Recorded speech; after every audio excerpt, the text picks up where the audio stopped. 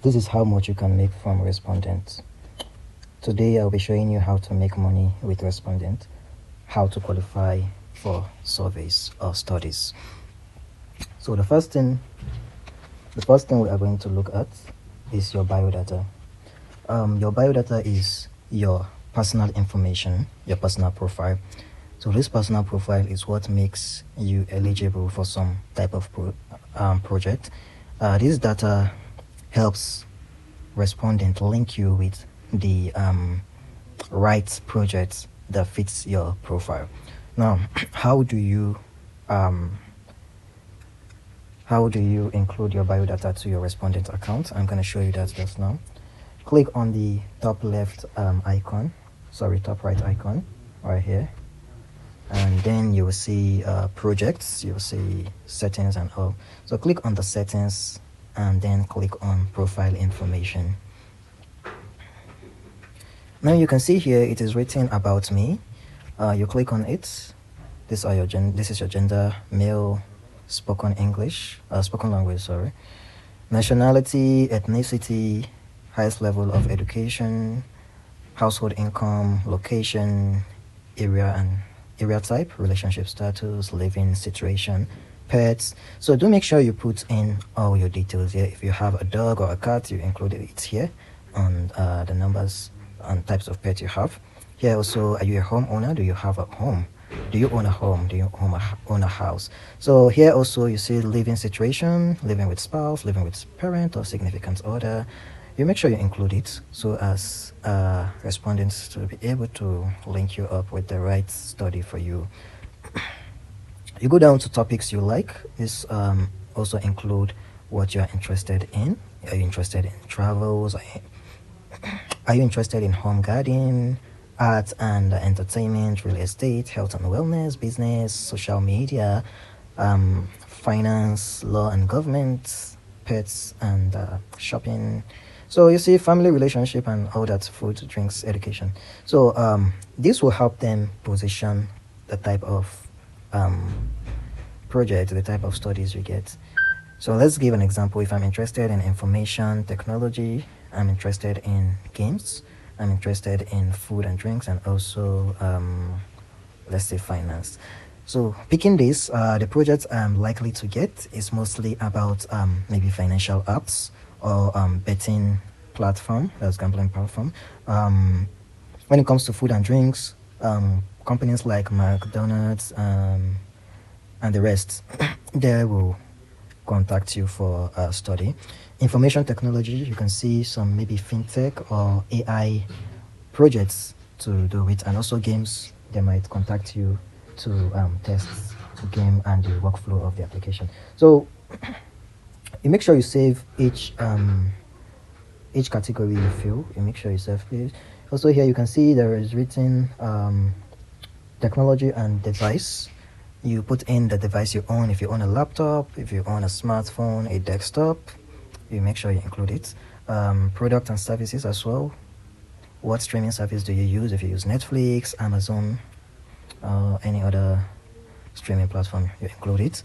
Health, what health and wellness app do you use? So if you use any app, you include it. So do you use any assistive technologies? So these assistive technologies is all about technologies that aid you in performing certain functions.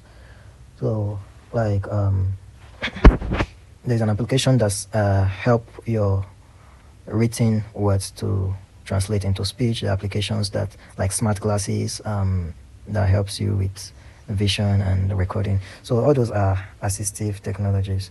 So wheelchair is also an assistive technology, maybe a mechanical wheelchair, yeah, or an electronic wheelchair rather.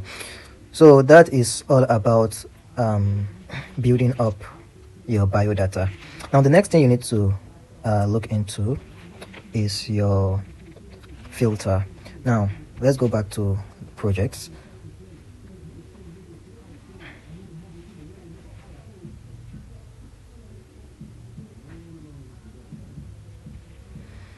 So now you can see there are different type of projects available. and then you have to look into the type of project you can actually complete. Now they have different type of project, and here from the, so I say different method of completing a project. Yeah, so here you can see we have, if you click on the filter, you will see video call group, in-person group, online tasks, survey, and diary study, home visit, office visit. Now let me briefly explain what all this means. A video call is simply a video call, just like your Zoom call. It will be a one-on-one conversation between you and the interviewer who wants to know certain things, the information you are going to give them. And then the video call group is just a normal Zoom call or a Google Meet. The only difference is the fact that it won't be only you and an interviewer. It will be between you and a group of people. So, so it's just like a focus group. Then the in-person, you will have to go into their facility physically and do the project with them, whatever the case may be. Then in-person group, this means it won't be only you. It will go with, you are going to meet some group of people, so it will be a group project, be it an interview, a focus group, a discussion, or whatever the case may be. And then online tasks, this is just an online task. They might tell you to review a site, review an application, whatever the case may be, but you are going to do it online. You don't need to be interviewed by anyone. You are not doing any video call or a group call. And then the survey, just as it implies, is a survey, a questionnaire. All you need to do is fill in the information. Diary study, which is one of my favorite, is a time-based project where each day you do it's episodic in nature. Each day you do some certain tasks, and over a short period of time you conclude the task. I like it because it doesn't take much of your time, because you do it bit by bit. So it can take a week for you to complete it, and each day you just do a task of, let's say, 20 minutes, 10 minutes or so. Then we have the visit home. This has to do with the organization or the company coming into your home. Now this is usually based on these studies are usually based on studies that has to do with maybe your household appliances, things you use at your home, your lounge, your garden. So basically they just want to see something that you can't bring to them, or they don't want to see it digitally, they want to see it physically, so they come into your house. And then if it's a office visit, they will want to come to your office, so that is your workplace, obviously. I've not seen much studies that suggest office visit, but of course there should be. Now all you need to do is to pick out the ones you are available to do. So if you are cool with making a phone call, you click on the phone call, just a tick on it. If it's the group, you click on the group, you wait for some seconds for it to tick. So all you need to do is to pick out the ones you feel you can work with. So like the video call, you click on it and you wait for it to tick. Say it has been ticked, then you add more to it. I don't like in-person, so I won't be taking on it. We have the online tax, you take on it.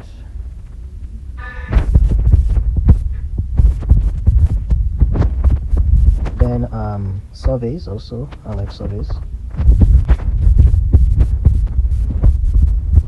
And also the diary study. And also the diary study.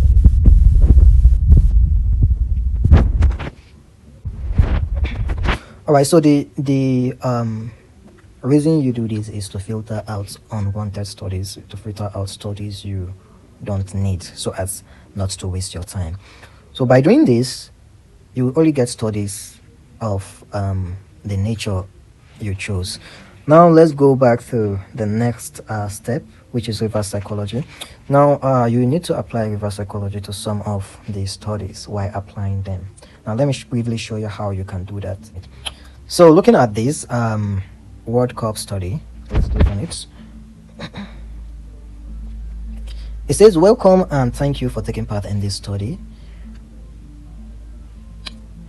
Thank you for taking part in this study about how people follow the 2026 Men's World Cup. What am I saying? So looking at this, it says, welcome and thank you for taking part in the 20. So looking at this, it says, welcome and thank you for taking part in this study about how people follow the 2026 Men's World Cup. Over the next 6 days, you will complete 3 short videos, interviews with 1 check-in per day. In each check-in, we will ask you about what you wanted to know around matches, where you went for information for context, and what worked well or felt frustrating. There are no right or wrong answers. We are interested in your real experience, habit, and opinion. Whether you are a deep fan or a more casual viewer, please answer in as much detail as you can, and feel free to mention specific app, sites, platform, creators, or moments from the tournament when relevant. Thank you again. Your feedback. Please note that there will be some qualifying question before the study starts. Now, basically what they want from you is to give your opinion about the World Cup that is ongoing, as well as the platforms you go to search for information about the World Cup. This would include where you watch the World Cup match from, and when you're searching for those information, or when you're trying to watch the World Cup, what are the things that frustrates you? What are the things that gives you problem? What are the limitations, and what are the shortcomings? So doing this, you just need to know they want an opinion from you, from someone who watches the World Cup. So you need to make sure you know what is happening in the World Cup and what is about to happen. What are the next match? Who are the next countries to play together? Where you can watch the World Cup from. So you basically need to know these informations before clicking on applying the study. Now, let's apply for the study.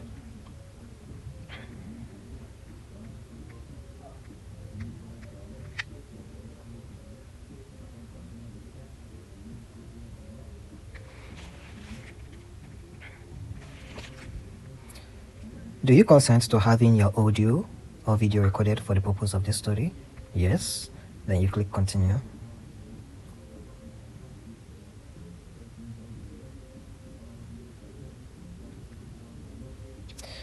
Do you agree to not use ChatGPT or similar tools when answering this question? Also yes. And then you submit.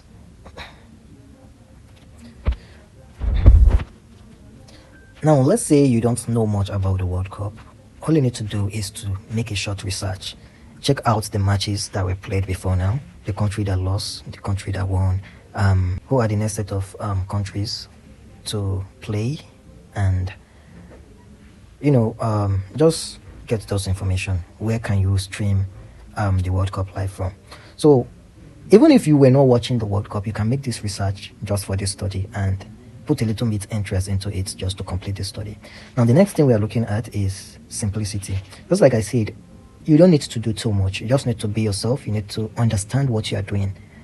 Once you start a study and the researcher realizes that you don't understand what you are doing, or you don't have enough confidence about what you are doing, even if you know what you're doing and you don't have the confidence, they will believe that you don't know what you're doing, and they might even terminate your studies, which means you won't get your reward. So the next and final thing is be strategic with your 5 screeners. So every day on Respondent, you have 5 daily screeners. These 5 daily screeners means you can only apply for 5 projects per day. Now, as time goes on, if you tend to get more projects, you tend to be invited to more projects, and you completed the project, they might increase your screener to 10. They will definitely increase your screener to 10. But now that you are just having 5 screeners, what you need to do is to utilize it. Look for projects you know you understand, for projects you know you can do, and apply to it. Also look for projects that are recent. Don't go and be applying a project of last week, because most projects, even when old, they still appear on the platform. So I'll just show you a little methods to do it. You can see here mine one is showing most recent, so just click it and leave it on most recent. This shows you the most recent project. You can see this is July 9, which is today. The other one is also July 9, July 9, July 9, and then you can see July 8. You can see July 8, July 8, July 8. So first apply to those that are in the day you are applying and not the one later. So that is the first thing you do to utilize your 5 daily screener. The next thing you should do is to make sure you apply as fast as possible. So let's say if your screener starts from 12 a.m., that's the beginning of the day, and you started applying for screeners, let's say 8 a.m. in the morning, it will not start counting from 8 a.m. It will start counting from the last screener you used. So let's say you applied for 5 projects, and by the time you applied for the last project, it was 12 p.m. that day. The 24 hours it counts would be, it will start from the 12 p.m., which means the next time you'll be allowed to apply on Respondent is the next day, 12 p.m. So you can see you're losing time. And if you finish by 12 p.m., if you start by 12 p.m. the next day and you finish by 4 p.m., you applied for the last screener by 4, it will start counting from 4 p.m. and not 12 p.m.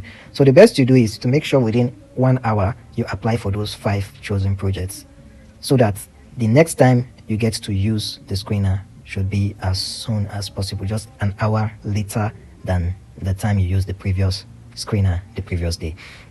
So these are all the methods and tactics I use to make sure I make some few bucks from this platform. If you apply it accordingly, I am sure you should be able to make something from it as well. If you have other opinion or ways to actually make money from this platform, please mention it in the comment section. And if you have any question about the video I just made, the video you just watched, do make sure you comment and I will reply as soon as possible. If you find this video helpful, please like and subscribe and share. Thank you.